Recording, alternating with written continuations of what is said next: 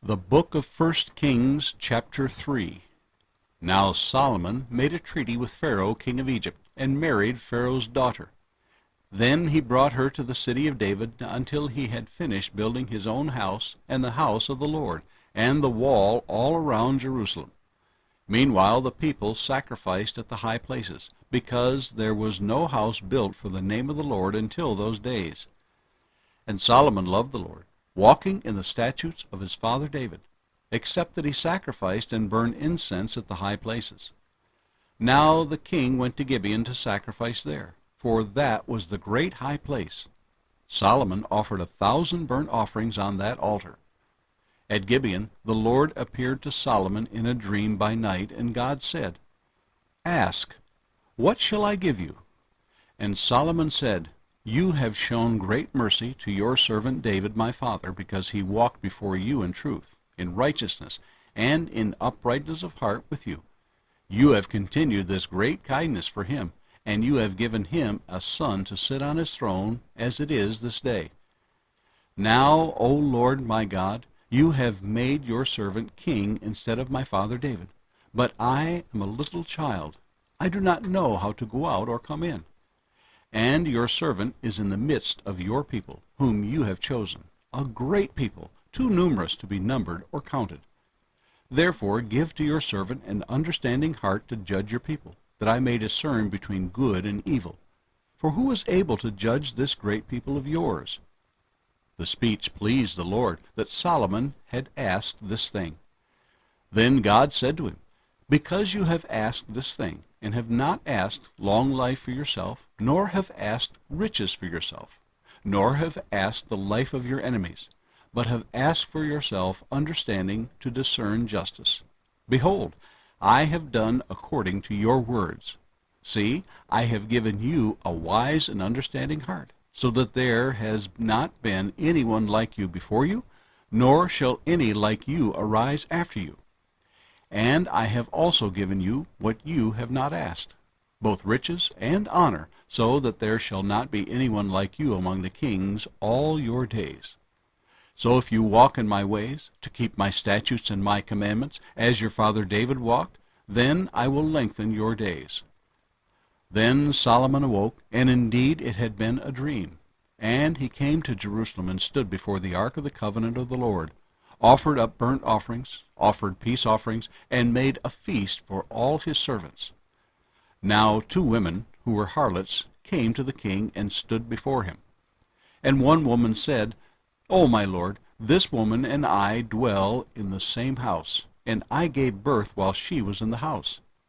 Then it happened, the 3rd day after I had given birth, that this woman also gave birth. And we were together. No one was with us in the house, except the 2 of us in the house. And this woman's son died in the night, because she lay on him. So she arose in the middle of the night, and took my son from my side, while your maidservant slept, and laid him in her bosom, and laid her dead child in my bosom. And when I rose in the morning to nurse my son, there he was, dead. But when I had examined him in the morning, indeed, he was not my son whom I had born."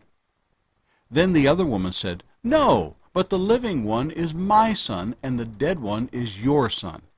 And the first woman said, "No, but the dead one is your son, and the living one is my son." Thus they spoke before the king.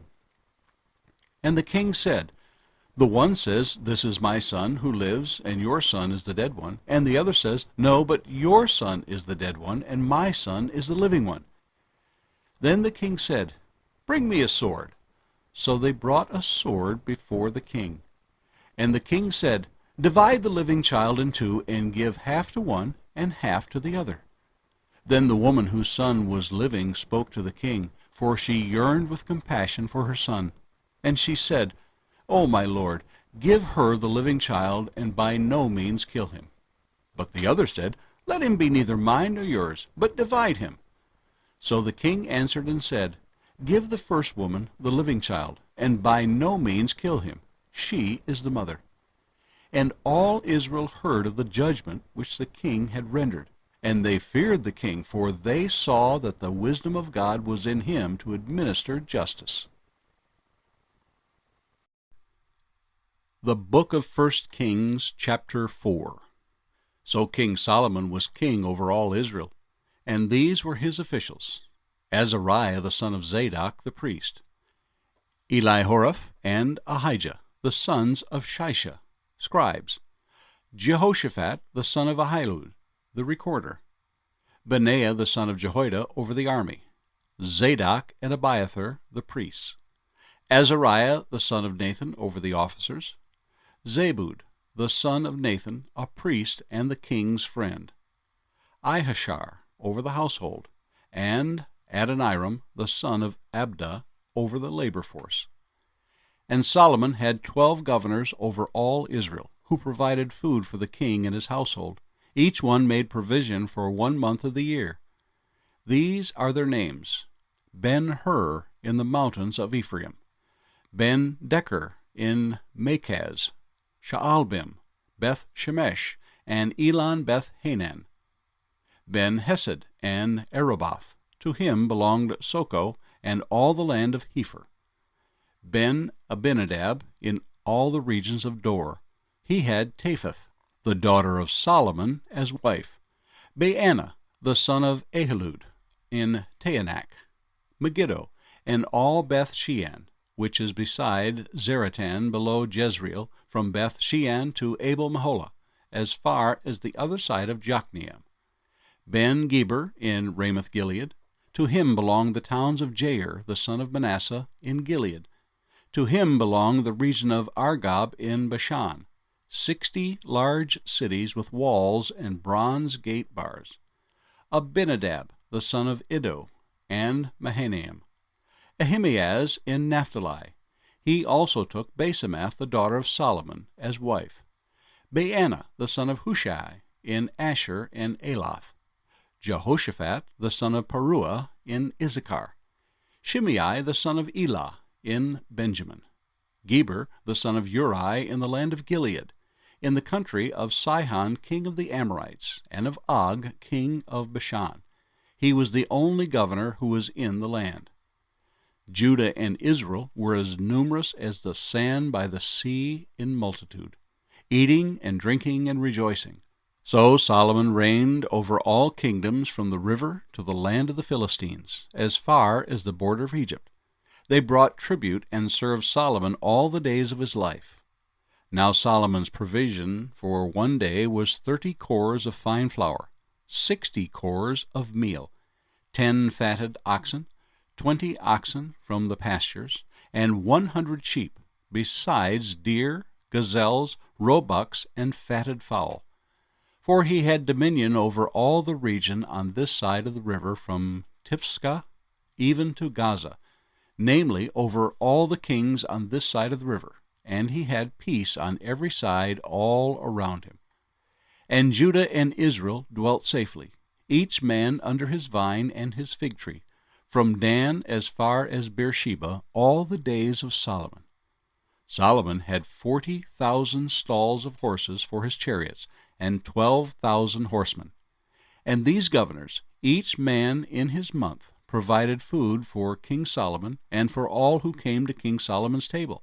There was no lack in their supply.